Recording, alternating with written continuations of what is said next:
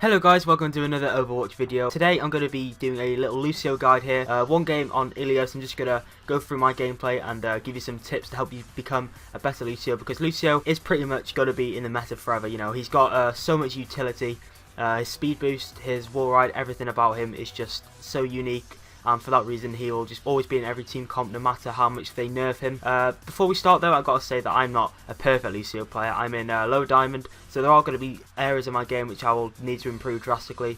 I'm just going to give you some helpful tips that maybe you'll learn something, and if you do, leave a like. Without further ado, let's get straight into it. So the first thing you're going to see in these clips is how to get out of danger. As you can see here, I'm battling a Genji and another Lucio, and I get on the top of the Ilios kind of lighthouse tower here. It's just one of these common tricks that you need to learn in order to survive, because his survivability is so underrated if you know how to use it right. Another thing is for Lucio is to be a distraction. People always use Lucio, you know, he sits behind the team, he just has a speed boost on. As you see, I knocked the jungler off the map and then I tried to knock the Hanzo off, but he didn't go off there. If you're distracting your Hanzo from shooting your enemy team, oh, I did knock him off there in the end, then basically you're kind of supporting your team in a different way than just having your health boost on. If you're not aware, if you go onto Lucio's options, you can turn on backwards wall riding, and that gives you a lot of other options to get away from enemies. A common misconception for Lucio is that, as I said before, he just sits behind the team, has his healing boost on, and just does nothing basically, he just exists, and they think that's just how you win with Lucio, and that is not the case. He is more than that, and he was intended to play kind of more of an offense hero than the other supports. Of course, he doesn't do quite a lot of damage. As you can see here, I use my ultimate. I kind of get fucked with the Junkrat trap there, but I used that to contest the point. I think we end up losing this round anyway, but knowing when to use your ultimate and knowing like when to push is very important as a Lucio player. I get stuck in the Zarya ult there, which is unfortunate because the Genji comes in and D.Va uses her ult, and we actually contest it for a little bit. On to the second round now, we're on Ilios as well, and this is another cool trick you can get. Do I knock the hands off there? I don't think I do. It kind of brings me on to my next point, which is timing your environmental kills and how to get environmental kills, and this will actually help you get Lucio's pixel spray achievement, the floor is lava. It's probably one of the hardest achievements in the game, but I do have it, and yeah, I kill the Genji there. But you want to know like exactly when to knock enemies into the well here. Well, I jump into the well to escape the Junkrat Riptire, and if you know about Lucio, you know that he can wall ride on just walls facing different directions, so you can't wall ride on two walls that are facing the same direction. Curve surfaces count as different directions, so as you see there, I jumped into the well, wall rode around it for a little bit to escape the tire. This gives me an opportunity to talk about environmental kills again. It takes into account not your momentum, but the enemy's momentum. So like if you're going really fast, you knock them in, they won't go any further if you would have just stood still and knocked them in. If the enemy's moving opposite to you, they try to run away, then they will go further. But if they're coming towards you, then their momentum will affect it, and they probably won't go very far. So that's why you need to use the wall ride, get behind them, get where they least expect it, knock them in to the well or off a cliff or wherever you're trying to go. As you can see here, when I'm wall riding, I'm just staying out of the reach of the enemy and making them very hard to hit me. Of course, they've got a Junkrat, so he's going to have a hard time trying to kill me. I go away here, there's a Lucio chasing me, but he backs off in the end. You might be wondering why I'm not staying with my team and why I'm kind of going off on my own. I get hacked by Sombra there, which is a big problem for me, because as Lucio, you want to really have your healing on when you're hacked, because you don't want to, you know, get caught out with no health and just die basically. But I got quite lucky there, I got the double kill on the Sombra and the Zarya. Genji try to contest the point here, and I think we deal with him. I think he backs off, but yeah, have a look at this. Getting on top of here with the backwards wall ride is a really cool trick, and you can actually heal while you're up here and the enemy just won't be able to hit you. And with the fire here, I mean, if you could do this with Lucio, then it's a very good trick to use. This brings us on to wall riding around. I still don't know what this building's called. I'm just gonna call it the lighthouse. I don't even think it's a lighthouse, but I'm wall riding around it. I'm actually inside it, so they can't actually see me, and I'm still healing my teammates. I've almost got my ultimate, and I do get hit there, but they are not going to kill me while I'm up here, trust me. Unless they've got a Widowmaker or a very good Hanzo. I break it down here, the Hanzo runs away. I probably shouldn't have done that, but I end up killing the Hanzo anyway, I think.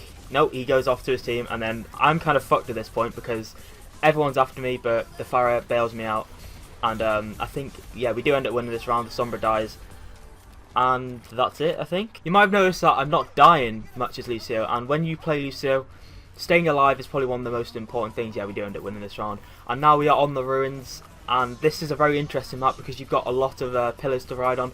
As you can see, I'm getting into position very quickly here. I'm using these little pillars to get up there quickly. Most people just follow the team, but you know, not me. I immediately go to these pillars and I try to stay as high as possible.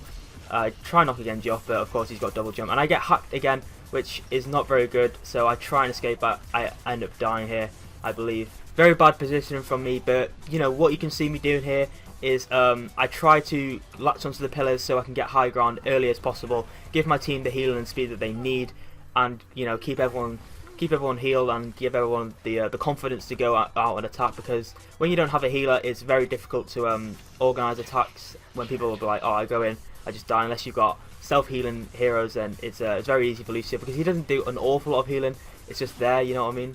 There's a Mei here which I try and challenge. I end up just about killing it and getting away on the pillars. I can't stress this enough, high ground with Lucio is one of the most important things for staying alive. Go in custom games and just practice on the different maps. Route 66 is another good one because you can wall ride on that cliff indefinitely. As you can see here, I'm just wall riding around these pillars, and they're not really going for me, which is a very big mistake on the enemy's team. I've got backwards wall riding set on so I can get on these pillars all the way around, like 360 on them, and I always have the option to jump to the next one. I've got my healing aura on, which if I want to swap pillars it's very difficult because I'm going quite slow, so that's quite bad for me, but as you can see I'm just affecting all of my teammates here, and I jump down to just get that little extra speed boost, healing boost, sorry, on them. Another advantage to this is that people don't really pick heroes to counter Lucio. You know, he's underrated really. They don't pick heroes to like say, oh, we need to deal with that Lucio who's up there. And when you do that, then you're giving Lucio the option to just run riot and just absolutely decimate opponents. Really, I'm getting lucky with the 1v1 the Sombra there. She kind of backs off, and I let my team deal with her. There's also a good place because of that health pack on the left there. The health pack on the edge of the map, when the enemies go for that, you can drop down from the pillars and just knock them off, depending on who the hero is. Because, like I said before, they take into account enemy momentum, so they're running towards the health pack. You want to knock them off as they're running forward, because they won't expect it, and they certainly won't expect you to be on the pillars and to come down. Junkrat's Riptide is coming in again, but I am in the most safe position you can be. There's no way he can reach me from there, and he goes for the soldier instead of me. I dropped the beat. It's a bit of flair, to be honest. Like we've pretty much got this in the bag. They're not really challenging us that much. I am being chased by Reaper though, so that's a problem. But luckily I had my ultimate ready. Our D.Va's putting our all into there, but Zarya gets a lot of charge from that, and stupidly I'm starting to like fire at her now. But I kind of win the suppressor, because with Lucio you've got to be accurate with his weapon. I know he fires 4 very slow projectiles, and you got to compensate a lot for it. But once you do that, then you're pretty much going to do a lot of damage, and people are not going to expect that from Lucio, because he only does 16 damage per shot. And to put that into perspective, Soldier 76 does 20 damage per bullet. So the damage, he doesn't do a lot of damage. I hear McCree's ult go off here, and I immediately go behind the pillar. He gets a triple kill, and this actually gets play of the game, and as you'll see from his perspective, he can't see me at all because I'm behind the pillar, and I end up getting the double kill there, and we win the round. And that's the game, ladies and gentlemen. That is a couple of tips to help you become just a little bit of a better Lucio. If you want like a full-fledged 20-minute guide on how to play Lucio, then I could do that. If you did enjoy and you did learn something new, please leave a like on this video. If you want me to talk about anything specific, please don't hesitate to put it in the comments below. I've been Cameron, and this has been the Lucio Guide.